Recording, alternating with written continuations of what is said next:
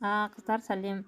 Регистрация сіздерге ссылка жіберген кезде осындай новая регистрация деген бланк ашылады.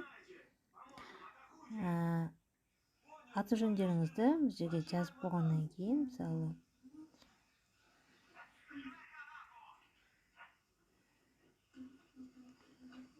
туған күндеріңізді жазып болған соң, номер телефондарыңызды жазып болған соң, электронный почталарыңызды жазасыздар, сосын подтверждение, сосын адрес ашылады.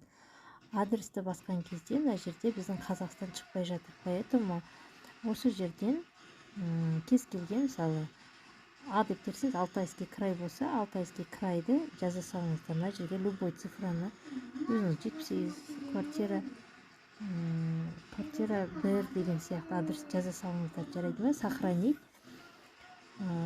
Неправильный формат деп тұр. Ана жерде и сохранить.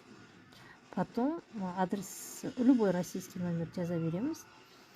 Кейін корректировка жасап аламыз, өзіміздің Қазақстанның адресін жазып. Жарайды ма? Регистрацияға дополнительно. Мына жерде түсінікті ғой,